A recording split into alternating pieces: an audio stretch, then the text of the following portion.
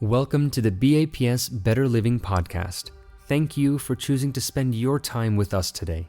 Each episode in this podcast aims to inspire each of us to take a step back from our busy lives and to actively listen to content that can enlighten us towards expanding our consciousness and towards deepening our spirituality.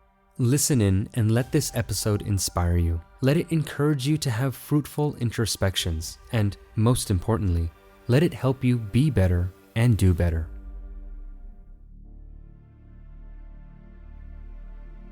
The year 2020 will forever be remembered as a year of isolation, distancing, and change. Along with longing to get back to normal, we hoped for peace and normalcy around the world. Unfortunately, peace continues to evade many parts of this earth. Daily headlines are peppered with numerous instances of interpersonal, community-related, and mass-scale violence. The missing element in these stories is always compassion.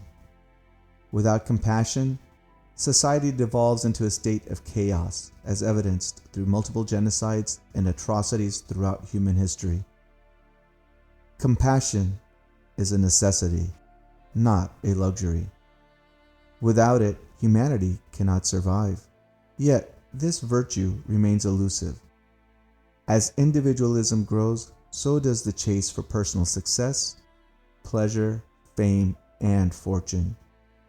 This personal chase often comes at the cost of selflessness and compassion. But compassion still exists. There are lamps of hope in the overwhelming darkness. These brave individuals put aside their own interests to live a life focused on improving the plight of others. Now, more than ever, society needs such role models.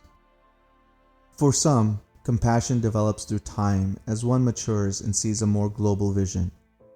For some, it emerges as an outcome of a painful experience.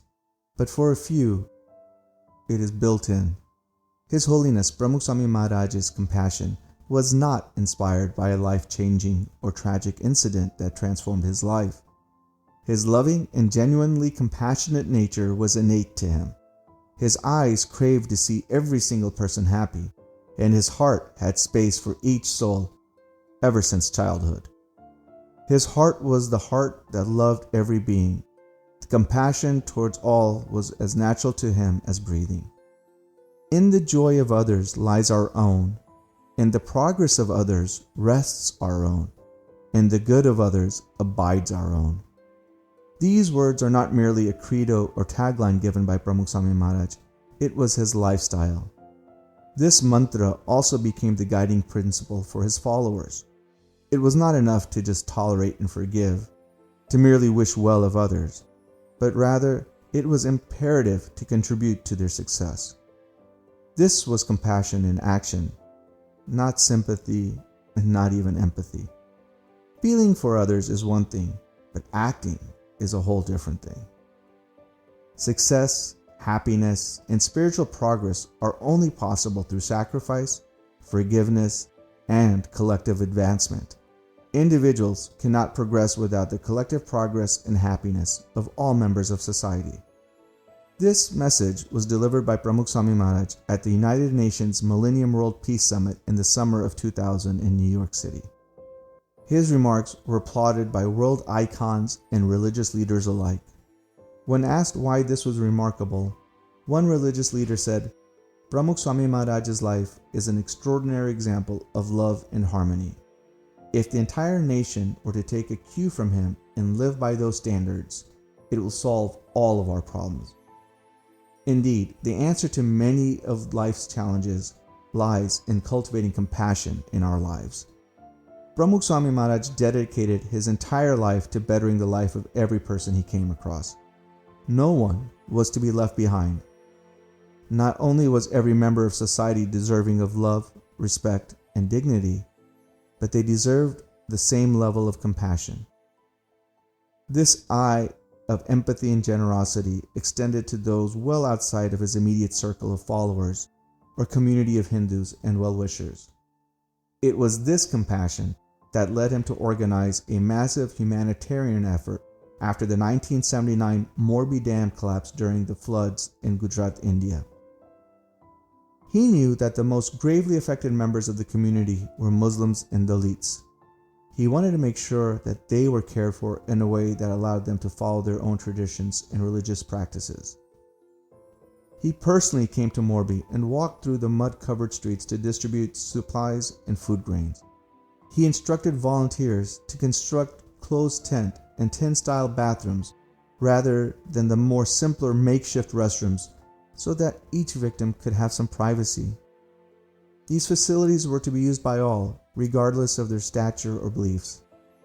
True compassion knows no boundaries. But perhaps the hardest test of compassion is when you yourself are the victim of someone's attack. Instinct teaches us to retaliate, or at the very least to protect ourselves. In 2002, the BAPS Swaminarayan Akshardham in Gandhinagar, India fell victim to a brutal terrorist attack. 2 terrorists left 33 dead and over 80 injured. No one could have even imagined such an incident taking place at such a blissful and peaceful temple of God. People in India and throughout the world were stunned to hear reports that innocent pilgrims and worshippers, as well as brave soldiers, were wounded, or even worse. In the aftermath, people throughout India were hurt and angry. Many, instinctively, were looking for retaliation. However, no retaliation occurred. Pramukh Swami Maharaj had made a heartfelt public appeal for peace and stability that echoed around the country and the world. His call averted waves of angry mobs and prevented countless needless more deaths. Pramukh Swami Maharaj's response has been studied as an exemplary case by several international peacekeeping missions and dubbed the Akshardham response. When he first visited the temple after the attack, he visited the sites where the shootings had occurred. He chanted in prayer for the souls of the deceased. When these prayers concluded, he asked to go to the exact location where the 2 terrorists had been shot and killed. He added, "Though they attacked innocent pilgrims, we must not allow their hate to overcome our love. Take me there. I want to pray for the peace and redemption of their souls as well." It was not just the Akshardham response that was studied and that inspired many. Pramukh Swami's whole life has been a lesson. These lessons have inspired others to imbibe his virtues in their life. These lessons, his spiritual belief, and practices are not informational material used for brochures and websites, but as a transformational manual to live by. Pramukh Swami practiced what he preached, touching the hearts of many, and more importantly, inspiring millions even today. The depth and breadth of his selfless love and compassion have survived decades and great geographic distances, nurturing a community of believers, non-believers, and everyone in between. He has created a community of humans who live to bring joy to others. These lessons of compassion, empathy, and love translate into everyday life in schools, at the workplace, in families and homes.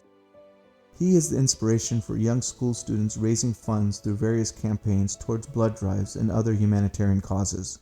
He is the inspiration for a young boy in Flushing, New York to walk to school every day instead of taking the bus so that he can buy lunch for one of his less fortunate classmates from his bus fare. He is the inspiration for a young college-bound student to give up his scholarship to someone who is less financially fortunate than he is. He is the inspiration for a young gynecologist in Bryan, Texas, to dedicate free office hours for uninsured expecting mothers so that they can have access to quality health care. He is the inspiration for a professional musician and travel agent in Chino Hills, California, to donate all the income he makes as a musician to humanitarian and spiritual causes for the past 20 years. The list of those inspired by him to think and act with compassion can just go on and on. May all be happy, may all be free from illness, may all see what is auspicious, may no one suffer.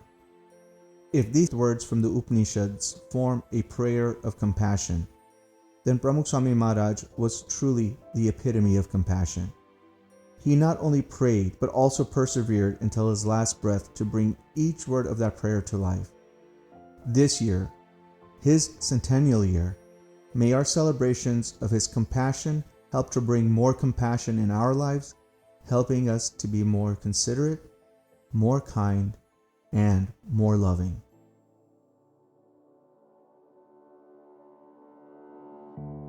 We hope you enjoyed this Better Living episode and that it added value to your life. This episode and all content on this channel is created and managed entirely by Swamis and volunteers of BAPS from around the world.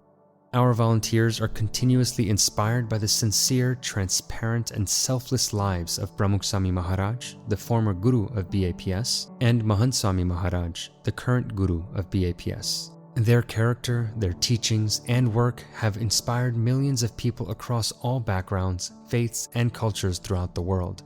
They have encouraged all, regardless of one's beliefs, to live a mindful, a balanced, and a harmonious life. If you enjoy content that inspires you to be better and do better, and you would like more Better Living content, follow us on Instagram and YouTube by searching for BAPS Better Living.